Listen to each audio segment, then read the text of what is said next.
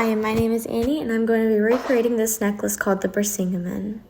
The Brisingamen, it belongs to Freya, a goddess associated with love, beauty, fertility, and magic, particularly the art of Sadir. She is also connected to gold and war and is known to have taken half of the warriors slain in battle Hall and Folkvanger. She has a brother named Frey, who was a fertility god, and a father named Njord, a god of wealth. Freya was one of the few who mastered the secret art of Sadir, a form of magic that involved influencing the future and weaving new events into existence. Freya is a Vanir goddess, a group of deities who associated with agriculture, fertility, and property.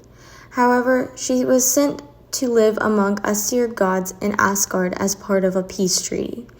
Freya is often associated with cats and rides a chariot drawn by two cats.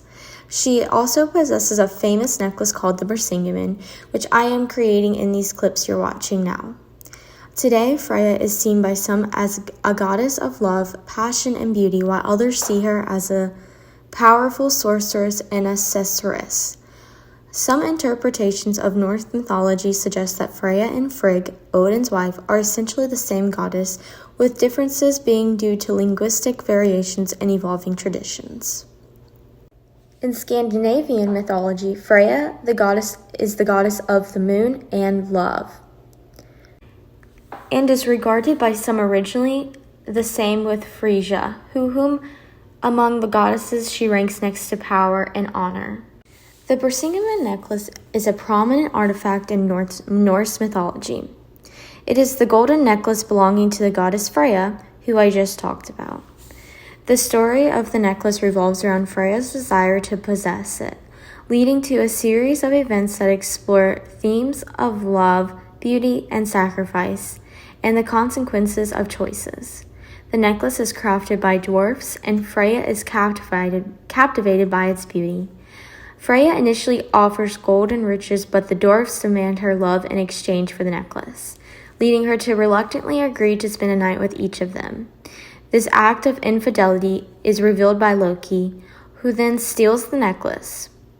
Heimdall eventually retrieves the necklace for Freya, who is then forced to cast a curse on two kings to battle each other forever. The necklace's beauty represents Freya's own allure and the desire for material possessions.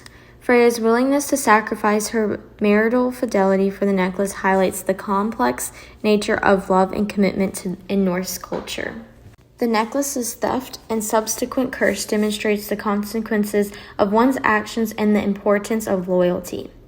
The necklace's magical properties, including its ability to influence battle outcomes, suggest its role in Freya's power and influence.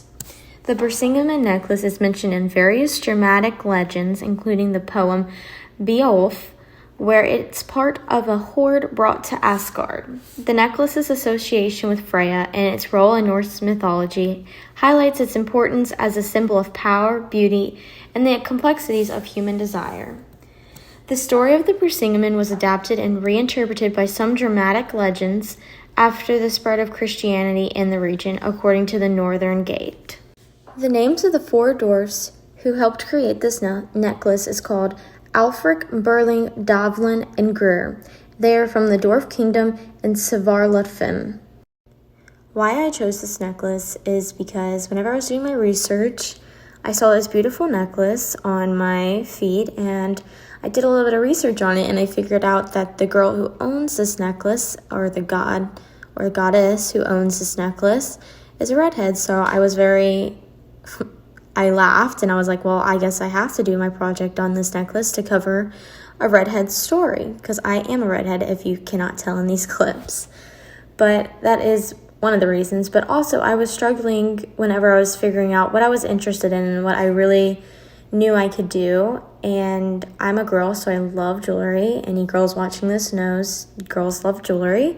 So I was really drawn to wanting to try and recreate a jewelry piece. Not that I'm saying I don't think this is wearable. I don't think I would personally wear this on my day-to-day basis, but it was very fun to try and recreate this necklace. I also found Freya funny. I think most people might not find it very funny about what some of the stuff she did, but I think it's funny how she acted, and I think how much she did for this one necklace, and going and getting with all those different dwarves just for this one necklace and then getting it stolen. I found that very comical, and I was very drawn to the story. I was drawn to the goddess, and that is a little bit of background on why I chose this for my project. And as you can tell here, I was just trying to finish up. I do know that the necklace is more of a goldish color, and if you look at different pictures of it, some of them were silver and some of them were gold, so I had a hard time figuring out which one I want to go with. But at the end, I will show y'all the final product, and I ended up going with silver, and I think for my artistic abilities, I did a half decent job, and I did attempt my best at saying some of the names of the history of Freya and the history of the Brisingamen, so I hope you all enjoyed, and the final product will be shown in just a second.